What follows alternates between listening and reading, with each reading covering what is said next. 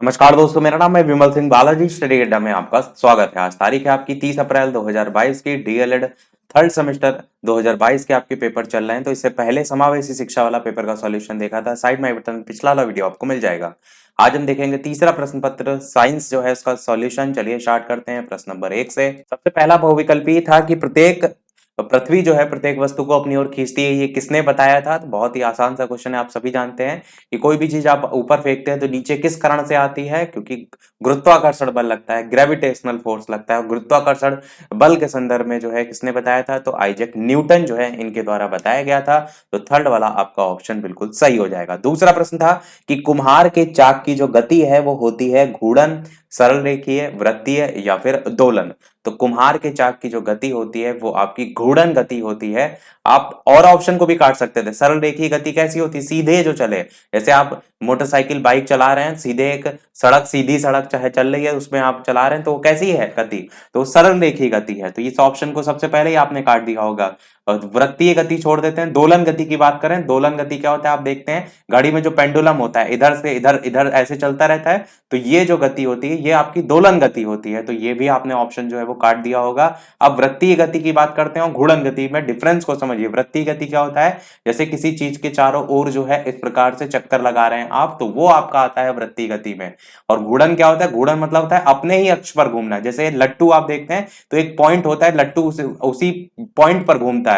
ऐसा नहीं कि किसी चीज के चारों ओर नहीं घूमता, वो अपने ही अक्ष पर घूमता है। वैसे ही जो कुम्हार का चौक होता है, जिसने नहीं देखा है कुम्हार का चौक, ये देखिए इस प्रकार से होता है। ये जो आप देख रहे हैं ये इस प्रकार से पूरा लंबा, ये नीचे एक पॉइंट जो है इसी पर ये गोल गोल नाच रहा है, यानी अपने अक्ष पर नाच रहा है। और इस प्रकार से जो है ये जो कुम्हार है वो मिट्टी के जो बर्तन है वो बना रहा है। तो ये गति किसमें आती है? और घूर्णन गति में आती है। देखिए आंसर भी हम डायरेक्ट देख सकते थे, पर ये सुपर टेट के कोर्स में आपके है सभी प्रकार की गति। तो हो सकता हो आप आगे जाकर पेपर दें और यही सारी चीजें दोबारा पूछ ली जाए। तो आपका क्या कर्तव्य है? चीजों को जानते हुए चलिए। तीसरा प्रश्न है, सामान्यतः वृक्ष की लंबाई कितनी होती है? देखिए 0.5 मीटर, 1 मीटर तो कभी नहीं होगी, 1 से 3 मीटर कभी नहीं होगी, या तो 3 से 30 होगी या 30 से अधिक होगी। अब देखिए कुछ ऐसे वृक्ष हैं जिनकी जो ऊंचाई लगभग 30 मीटर भी होती है, और कुछ ऐसे भी हैं जिनकी ऊंचाई 30 मीटर से ज्यादा होती है।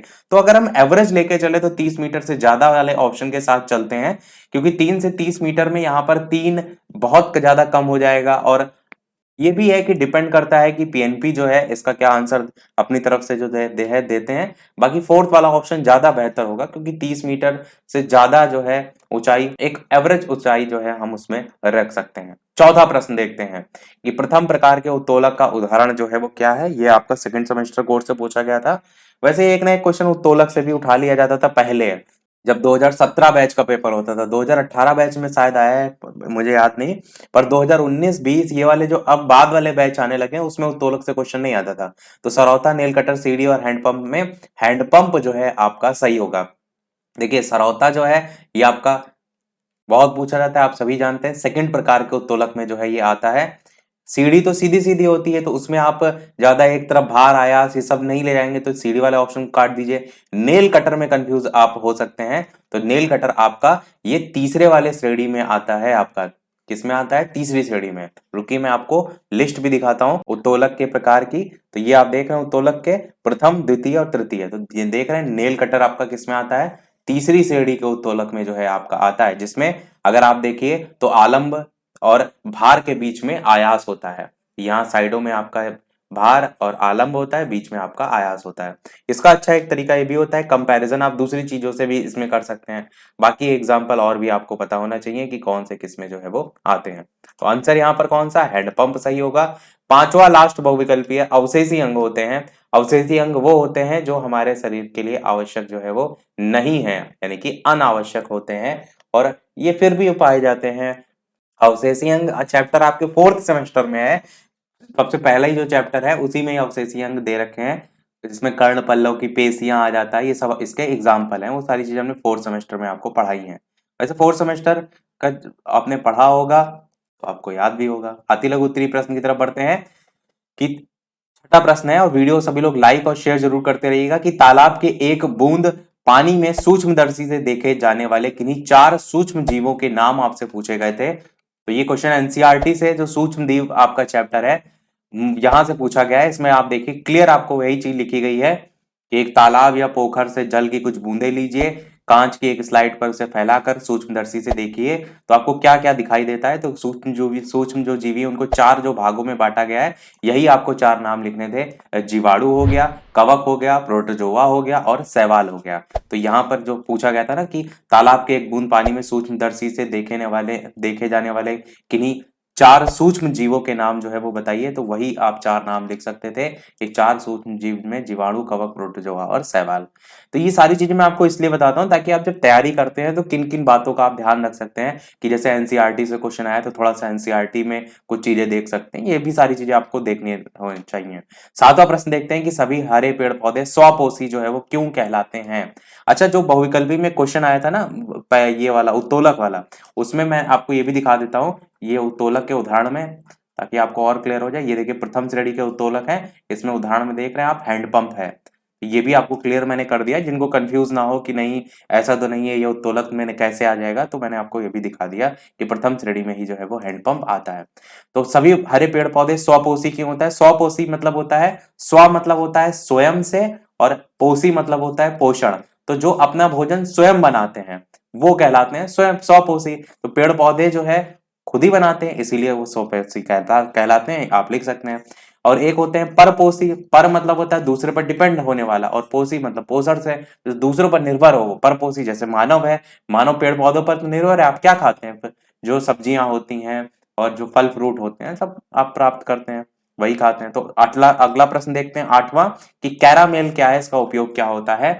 कैरामेल जो है ये आपका शर्करा से संबंधित होता है। इसको हम पूरा दिखाते हैं आपको कि कैरामेल जो है एक नारंगी भूरे रंग का कन्फेक्शनरी उत्पाद है जो कि शर्करा की एक श्रृंखला को गर्म करके जो है वो बनाया जाता है। मैंने बताया कि शर्करा से संबंधित होता है। इसका यूज कहाँ किया जाता है। पुडिंग। पुडिंग क्या होता है, वो जो सारी चीजें बनाई जाती है खाद्य पदार्थ वाली, उसमें कई चीजों में भरा जाता है, उसको कहते हैं पुडिंग। और डेजर्ट में स्वाद के रूप में, बोनबोन में भरने के रूप में, आइसक्रीम और कस्टर्ड के लिए टॉपिंग के रूप में किया जाता है। तो कोई भी आप दो चार चीजें लिख सकते थे, जैसे आइसक्रीम लिख सकते थे या डेजर्ट के स्वाद के लिए लिख सकते थे, क्योंकि शर्करा है तो उसी से बना है, तो आप समझ गए होंगे कि क्या होता है कैरामेल और क्या होता है इसका उपयोग। नवा प्रश्न है, रात में तारे क्यों टिमटिमाते हैं। तो मेन जो रीजन होता है वो आपका अपवर्तन होता है। बस अगर एक नंबर के क्वेश्चन में आया था तो अपवर्तन भी आप लिख देते तो आपका एकदम सही होता, पर रीजन पूरा जान लीजिए क्या होता है अपवर्तन से कैसे होता है। तो तारे क्या होते हैं, वायुमंडलीय अपवर्तन के कारण टिमटिमाते हैं।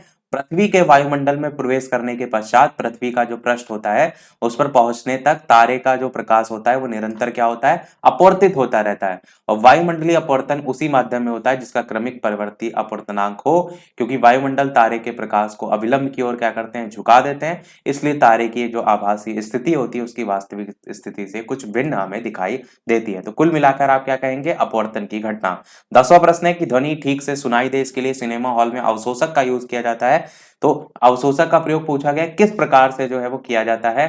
देखिए, एक तो आप समझिए अवशोषक होता है क्या। आप देखते हैं सिनेमा हॉल की जो दीवारें होती हैं उस पे अवशोषक का यूज किया जाता है ताकि एक इको बन सके और जो आवाज जो इधर उधर है वो गूंजे ना। तो उस चक्कर में होता है आपका अवशोषक। अवशोषक मतलब ही होता है किसी चीज को जो है वो सोख लेना। तो अवशोषक का प्रयोग इसलिए किया जाता है। किस रूप में किया जाता है, देखिए इसके अलग अलग टाइप्स होते हैं। एक तो आपका कपास के रूप में इसका यूज किया जाता है, तो वैसे तो एक नंबर में आया तो आप डायरेक्ट यही लिख सकते हैं। बाकी फोम जो होता है उसके रूप में भी किया जाता है। फोम में छोटे छोटे ऐसे छेद होते हैं, आपने देखा भी होगा सिनेमा हॉल की जो दीवारें होती हैं। और उसको मत समझिएगा, जो इंटरलॉकिंग वाली एसी होती है वो अलग होता है, ये अवशोषक अलग होते हैं। लास्ट आपका पूछा गया था प्रतिध्वनि और गूंज में अंतर क्या होता है। गूंज आप जानते हैं, जो किसी जो भी जैसे ये एक परावर्तक तल है, गूंज क्या होती है, वहां से आकर के आपको लगेगा कि कोई चीज आपने बोली यहां खड़े होकर और वापस से आपकी ध्वनि आपको ही सुनाई दे रही है। इस प्रकार से चीजें गूंजती और धीरे धीरे आवाज कम होती। वैसे आप ये स्थिति पहाड़ पर अधिक देखते हैं। और प्रतिध्वनि जो होता है, तो प्रतिध्वनि में भी सेम चीज होती है कि कोई स्रोत से उत्पन्न ध्वनि आगे जाकर कोई वस्तु से टकराए और वापस से जो है लौट जाए, तो इसे हम प्रतिध्वनि कहते हैं। पर प्रतिध्वनि और गूंज में मेन जो डिफरेंस होता है, गूंज में वो आपको जो ध्वनि होती है धीरे धीरे इको करके नहीं होता है, बार बार सुनाई देती है, तो वो गूंज में आ जाती है। प्रतिध्वनि में ऐसा नहीं होता है। अब इसको हम लिखेंगे कैसे, तो इसको लिखेंगे कुछ इस प्रकार से कि गूंज का आयाम हमेशा मूल ध्वनि के आयाम से कम होता है। इको दूसरी दीवार से उछाल कर एक सेकेंडरी इको सकता है। और ये जो सेकेंडरी इको की बात की गई ना, मतलब आपको एक बार आवाज सुनाई दी, जैसे हम यहाँ से चिल्लाएं गूंज गूंज गूंज गूंज गूंज, ऐसे आवाज धीरे धीरे होती नहीं, तो वही सेकेंडरी इको, थर्ड इको इस प्रकार से गूंज में बनता है। पर अगर प्रतिध्वनि की बात करें तो आमतौर पर स्पष्ट होती है, स्पष्ट रूप से जो है वो प्रतिष्ठित की जा सकती है। तो एक नंबर में था, एक लाइन भी लिख देंगे काफी होगा। लघु उत्तरीय प्रश्न की तरफ बढ़ते हैं कि बिना स्पर्श किए समतल, अवतल, उत्तल दर्पण को आप कैसे पहचानेंगे? बिना स्पर्श किए कह रहा है। अच्छा, बिना स्पर्श किए में आप पहचान सकते हैं कि आकृति के आधार पर। इसकी आकृति आप देखते हैं, समतल दर्पण की एक सीधा होता है, कोई उसमें उभार नहीं होता है, ना अंदर ना बाहर, तो एक ये आधार हो सकता है। अवतल दर्पण आप देखते हैं, मैं आपको ये भी दिखाता हूं, हमने कल वाली जो मैराथन क्लास कराई थी उसमें पूरा डिटेल में देखिए बताया था। कल वाली नहीं, मतलब साइंस की तो पहले करा चुके हैं, कल तो हमने जो है वो आपको मॉडल पेपर कराए थे। तो ये आपकी मैराथन क्लास में हमने अवतल उत्तल सारी चीजें बताई थी। उत्तल लेंस में हमने आपको बताया था कि इस प्रकार से जो है वो किनारों पर पतला, बीच में मोटा होता है। अवतल में बीच में जो है आपका पतला होता है और किनारों पर जो है वो मोटा होता है। तो ये आपको यहाँ पर लिखा हुआ भी क्लियर दिखाई दे रहा है। बाकी इनकी अभिसारी, अपसारी किसको क्या कहते हैं वो भी चीज आप देख रहे हैं। तो ये आधार आप अवतल और उत्तल को बता सकते हैं बिना स्पर्श किए। एक आपके दिमाग में ये भी आ सकता है कि हम इनकी आकृतियों को भी बता दें, कि जैसे अवतल दर्पण से बनने वाला जो प्रतिबिंब होता है वो जो उसकी आकृति होती है वो बड़ी होती है या छोटी होती है, या वस्तु से उल्टी होती है, एक ये भी आधार हो सकता है। पर आप अगर थोड़ा सा दिमाग लगाइए तो उसके लिए आपको क्या करना पड़ेगा, उसको स्पर्श करना पड़ेगा। क्योंकि वैसे छूने की आवश्यकता पड़नी तो नहीं चाहिए, क्योंकि हम ये भी तो कर सकते हैं कि जैसे अवतल दर्पण आपका है तो हम अवतल दर्पण को हाथ से ना स्पर्श करके जो है वो सामने उसके रख करके हम देख सकते हैं प्रतिबिंब। हाँ बिल्कुल कर सकते हैं। तो आप ये भी कर सकते हैं। दूसरा आधार ये है कि आप तीनों की आकृति भी बता सकते हैं। जैसे सबसे पहले बात करते हैं समतल दर्पण की। समतल दर्पण की अगर बात करें तो जो वस्तु का प्रतिबिंब होता है वो आपका हमेशा आपका आकार के बराबर बनता है। हमेशा याद रखिएगा, जैसे आप घर में जो देखते हैं ना मिरर, वो आपका समतल दर्पण ही होता है। तो जैसे जितने आप लंबे चौड़े ऊंचे हैं उतने ही आप मिरर में भी जो है वो दिखाई देते हैं। तो ये आप क्या कहेंगे कि आकर हम यहां पर कहें कि बिना स्पर्श किए हमें दर्शाना है समतल दर्पण को, तो हम ये कह सकते हैं कि वो आकार के बनने वाला जो प्रतिबिंब होता है वो आपका आकार के बराबर होता है। पहला पॉइंट ये लिख सकते हैं समतल में। दूसरा पॉइंट ये लिख सकते हैं कि जो दर्पण से प्रतिबिंब की जो या जो वस्तु है उसकी जो दूरी होगी वही दूरी प्रतिबिंब की भी होगी। तो आप इसको पॉइंट में लिख सकते हैं कि दर्पण से वस्तु की और प्रतिबिंब की दूरी, जगह दूरी जो होगी वो आपकी बराबर होगी। और अगर बात करें प्रतिबिंब के आधार पर यह भी लिख सकते हैं कि आभासी और सीधा बनेगा। जो समतल दर्पण से प्रतिबिंब बनता है ना, एक तो आभासी बनता है, पीछे जाकर के बनता है ना, और सीधा बनता है। तो ये तो हो गया आपका किसके बारे में, समतल दर्पण। अच्छा, जो मैंने स्टार्टिंग में आपको बताया कि छू कर आप जो है, यानी कि जो इसका आकार किनारों पर पतला, ये वाला जो हमने बताया था, ये वाला किनारों पर पतला और मोटा, ये इस आधार पर आप ना लिखिए। क्योंकि एक स्थिति ऐसा भी तो हो सकता है कि आप को लेंस जो दिया जाए बहुत ज्यादा पतला हो। जैसे अगर मोटा लेंस है तो आप उसे देखकर बता देंगे कि वो किनारों पर पतला है या किनारों पर मोटा है। अगर पतला लेंस हो काफी, तब उसके लिए आपको छूकर ही पता चलेगा कि वो किनारों पर पतला है मोटा। तो आप उस तरीके से इस प्रश्न को नहीं करेंगे, इसी तरीके से करेंगे, यानी कि इसके इस प्रकार से पॉइंट बताकर। तो समतल हमारा हो गया। फिर बात करते हैं अवतल दर्पण की, इसको हम रब कर रहे हैं। समतल हो गया हमारा। अब अवतल दर्पण, अवतल दर्पण में जो प्रतिबिंब बनता है वो आपका उल्टा बनता है, और आपका वस्तु से छोटा भी बनता है, और आपका बड़ा बनता है, या आप कह सकते हैं बराबर बनता है। ये अलग अलग स्थितियों में प्राप्त होता है, ऐसा नहीं है कि सभी प्रकार के बनते हैं। जब आप एक सरल रेखा पर एक लेंस को रखते हैं, उत्तल या अवतल को, हमने आपको पढ़ाया है, आपको याद होगा, सुपर डेट के लिए पढ़ाया, आपको तो नहीं पढ़ाया। तो उसमें अलग अलग स्थितियां, जैसे यहाँ पर आपका अगर वस्तु रखी गई तो प्रतिबिंब आपका यहाँ बन रहा है, वहां बन रहा है, ये सारी स्थितियां, तो इन सभी आधार पर आपका जो है प्रतिबिंब बनता है। और हम क्या कहेंगे, एक तो दूसरे पॉइंट में कि आभासी आपका बनता है, और आपका आभासी में जो है वो सीधा और आपका जो है वो बड़ा बनता है। सीधा और बड़ा जो है वो आपका प्रतिबिंब बनता है, किसमें, आपका अवतल में। फिर बात करते हैं आपके उत्तल दर्पण की। तो उत्तल में बस आप इतना लिख सकते थे कि जो आपका प्रतिबिंब बनता है वो आभासी तो बनता ही है, और आभासी के अलावा आभासी में आप लिख सकते हैं कि ये जो है वो छोटा बनता है और सीधा बनता है। आप देखते हैं ना, जो साइड मिरर होते हैं आपके, जो गाड़ियों में साइड मिरर होते हैं ना, उसमें पीछे कोई वाहन आ रहा होता है तो बड़ा सा बड़ा वाहन आपको उस प्रतिबिंब यानी कि जो मिरर होता है उसमें छोटा दिखाई देता है। तो वो कौन सा दर्पण होता है? वो उत्तल दर्पण ही होता है, जिससे आपको बड़ा सा बड़ा प्रतिबिंब छोटा दिखाई देता है और सीधा दिखाई देता है। गाड़ी हालांकि पीछे से आ रही होती है पर वो आपको इधर से देखने पर सीधी दिखाई देती है। तो ये आपका सभी के बारे में हो जाएगा, यही आपको लिखना था। अगला देखते हैं शरीर के अंगों को गति प्रदान करने वाले ऊतक का नाम। तो ये जो ऊतक होते हैं वो आपके पेशीय ऊतक जो है वो आपके होते हैं। पेशीय ऊतक, और पेशीय जो ऊतक होते हैं पूरा इनके बारे में सारी चीजें हमने आपको बताई थी। ये देखिए मैराथन वाली क्लास के सब स्क्रीनशॉट हमने एक साथ ले लिए थे। तो पेशियों के प्रकार में देखिए हमने सब बताए थे आपको कौन कौन सी पेशियां होती हैं। पहली आपकी होती है कंकाल पेशी, दूसरी होती है आपकी अरेखित, फिर होती है आपकी अरेखित को अनैच्छिक भी कहते हैं, इन्हीं को चिकनी भी कहते हैं। कंकाल को अस्थि जो है इसमें होती हैं, इन्हीं को रेखित भी कहते हैं, इन्हीं को ऐच्छिक भी कहते हैं। और हृदय पेशी जो है केवल हृदय में पाई जाती हैं तो इनको कार्डियक जो है वो कहते हैं। और जो पेशी हैं इनको हम मस्कुलर टिश्यू जो है वो कहते हैं, इनको हम क्या कहते हैं? Muscular tissue. अब पूछा आपसे क्या गया था? पूछा आपसे ये गया कि इनके जो है आपको चित्र भी बनाने थे। कह रहे हैं ना कि शरीर के अंगों को गति प्रदान करे, ऊतक का नाम बताइए, तो नाम हो गया, और इनके चित्र भी बनाने थे। तो इनके जो चित्र हैं वो आप इन्हीं को ही दर्शा सकते थे। जैसे कंकाल आपका है तो आप एक मानव शरीर हल्का सा बनाकर किसको कोई अंग बनाकर उसमें दिखा सकते थे कंकाल जो पेशियां हैं उनको। इसी प्रकार हृदय को भी, यानी कि आप इस प्रकार से इतना आधा शरीर बनाते और वहां पर हृदय को दर्शा देते और वहां पर दिखा देते कि ये जो है आपका हृदय पेशियां हैं, या डायरेक्ट हृदय ही दिखा देते। और उसी प्रकार आपका जो अरेखित पेशियां हैं वो आप दिखा सकते थे।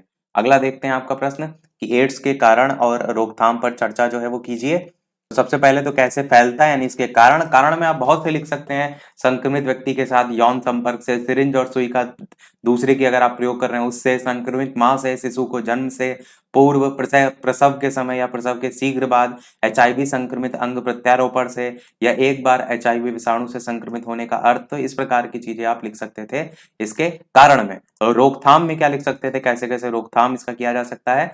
तो आप एक से अधिक के साथ यौन संबंध नहीं बनाए, यौन संपर्क के समय जो है वो निरोध का यूज करें, मादक औषधियों के आदि व्यक्ति के द्वारा उपयोग में जो लाई गई सिरिंज है, सुई है, इसका प्रयोग ना करें। इसी प्रकार गर्भधारण जो है वो ना करें। जो एड्स पीड़ित महिलाएं हैं उनसे पैदा होने वाले शिशु को ये रोग हो सकता है। तो इसमें से कोई भी आप लिख सकते थे। और भी इसमें पॉइंट हैं, जैसे कि अनजान व्यक्ति का अगर आप रक्त ले रहे हैं तो उसका एचआईवी जांच कर लिया हो, या सिरिंज और सुई और इस प्रकार की चीजें यूज कर रहे हैं तो 20 मिनट में पानी में उबाल कर उसे जीवाणु रहित कर लें। बहुत से पॉइंट। अगला 15 प्रश्न पूछा गया था, प्रकीर्णन से आप क्या समझते हैं, उदाहरण देकर के समझाइए। तो प्रकीर्णन को सिंपल से शब्दों में समझिए। प्रकीर्णन क्या है? जिसमें ऊर्जा का वाहक और प्रकीर्ण होने वाला विकिरण प्रकाश होता है। और सरल से इसको समझिए कि जब प्रकाश किसी ऐसे माध्यम से गुजरता है जिसमें धूल और अन्य पदार्थों के अत्यंत सूक्ष्म कण होते हैं तो इनके द्वारा प्रकाश क्या होता है? सभी दिशाओं में फैल जाता है। जैसे नॉर्मल यहाँ पर धूल कण ये सब है, प्रकाश इधर से आ रहा है, इनसे टकरा रहा है तो उसके कारण फैल जा रहा है, यही आपका है प्रकाश का प्रकीर्णन। और वही यहाँ पर जो है वो लिखा गया, बस इतना काफी होगा, बाकी डिटेल में आप दर्शा सकते थे।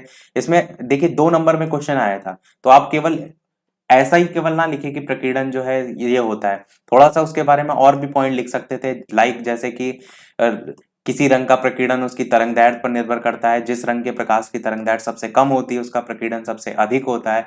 जिस रंग के प्रकाश की तरंगदैर्ध्य सबसे अधिक होती है उस रंग का प्रकीर्णन सबसे कम होता है। उदाहरण कह रहा था ना यहाँ पर कि उदाहरण देकर के समझाइए। तो उदाहरण यहाँ पर इस प्रकार से लिख सकते थे कि इसका एक उदाहरण आकाश का रंग है जो सूर्य के प्रकाश के प्रकीर्णन के कारण ही नीला दिखाई देता है। तो बस इतना उदाहरण लिख लेते, उधर ऊपर जो है आप डेफिनेशन लिख देते, 2 में 2 पूरे नंबर आपको मिल जाते। 16 नंबर प्रश्न था, जलीय पौधों के गुण उदाहरण देकर के समझाइए। तो ये भी हमने आपको मैराथन वाली क्लास में आपको पूरे जलीय पौधे बताए थे। ये देखिए मैराथन की क्लास का स्क्रीनशॉट है। कुछ सामान्य मृदु जलीय वनस्पतियां यूग्लिना और स्पाइरोगायरा, क्लाइडोमोनास, इन सब के बारे में बताया था। तो इनकी कोई भी विशेषताएं आपको लिखनी थी। आपसे तो यहाँ पर बहुत सरल क्वेश्चन पूछा गया था, उसका गुण बताना था उदाहरण देकर के।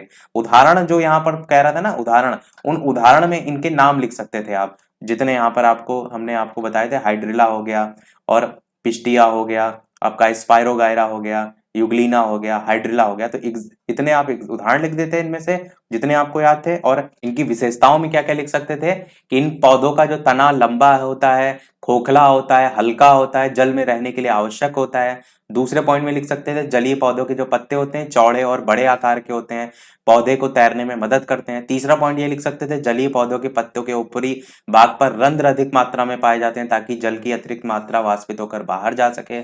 चौथा पॉइंट ये लिख सकते थे जल में पूर्ण रूप से डूबे पौधों की पत्तियां सक्रिय और पतले रिबन की तरह होती ताकि बहता हुआ जल पौधों को हानि जो है वो ना पहुंचा सके, ये सब लिख सकते थे। और फिर उसके बाद हमारा सेकंड लास्ट प्रश्न था सुचालक और कुचालक पदार्थ में अंतर। कितनी बार आपने पढ़ा है जिनसे विद्युत जो है जिनमें प्रवाहित हो जाए वो सुचालक, जिनमें ना हो कुचालक, तो आप अपने लिख सकते थे। अगला और इस वीडियो का लास्ट प्रश्न देखते हैं। इसके अलावा वीडियो पसंद आए तो लाइक शेयर और सब्सक्राइब जरूर करते रहिएगा कि चंद्र ग्रहण जो है उसको चित्र की सहायता से आपको समझाना था। तो हमने हजारों बार आपको बताया चंद्र ग्रहण की घटना। ये आपका जो है वो सूरज है, ये बीच में आपकी पृथ्वी है और ये छोटा सा आपका चंद्रमा है। अब जब आपका ऐसी स्थिति बनती है कि जो सूर्य से आने वाली किरणें हैं आगे पड़ जाती है पृथ्वी, और पृथ्वी के कारण यहाँ पर जो हिस्सा है आपका ये चंद्रमा तक नहीं पहुंच रहा है, चंद्रमा पर अंधेरा हुआ जा रहा है, तो ये जो घटना होती है वही कहलाती है चंद्र ग्रहण। चंद्र में यानी कि चंद्रमा में ग्रहण लग गया, चंद्रमा पर अंधेरा हो गया, तो आप क्या कहेंगे सूर्य और जो चंद्रमा है उसके बीच में जब पृथ्वी आ जाती है तब वो घटना कहलाती है इसकी, बिल्कुल चंद्र ग्रहण की। अब इसका चित्र भी आप देख लीजिए, ये इस प्रकार से आप चित्र बना सकते थे। एक तरफ सूर्य बना देते, एक तरफ पृथ्वी बना देते और एक तरफ जो है चंद्रमा बना देते। यहां से सूर्य से इस प्रकार से किरणें दर्शाते, यहाँ पर पृथ्वी पर पड़ रही हैं, पर ये भाग अंधेरा है, ये वाला जो भाग देख रहे हैं ये अंधेरा है क्योंकि आगे पृथ्वी आई जा रही है, तो ये भाग अंधेरा है। और जब चंद्रमा की स्थिति पृथ्वी के चारों ओर ऐसे ऐसे गोल गोल घूमता है ना, तो चंद्रमा में भी अलग अलग आपकी स्थितियां होती हैं। ठीक जब जिसके पीछे होता है तब वो पूर्ण चंद्र ग्रहण होता है, थोड़ा सा ऊपर होता है तो वो आंशिक चंद्र ग्रहण होता है, और ऊपर होता है तो माध्य चंद्र ग्रहण होता है। तो ये स्थितियां भी इसमें बनती हैं। तो ये था हमारा पूरा ओवरऑल पेपर का सॉल्यूशन। टोटल कितने 18 प्रश्नों में आपने सही किए। अपना स्कोर कमेंट में अवश्य बताइएगा, और ओवरऑल पेपर आपका कैसा रहा, अपना स्कोर अवश्य जो है वो कैसा रहा पेपर वो भी अवश्य बताइएगा। तो यही था आज के वीडियो में इतना ही रखते हैं। मिलते हैं अगले वीडियो में नए जो पेपर है उसके सॉल्यूशन के साथ, मैथ हमारा है उसके सॉल्यूशन के साथ। तब तक के लिए नमस्कार, जय हिंद।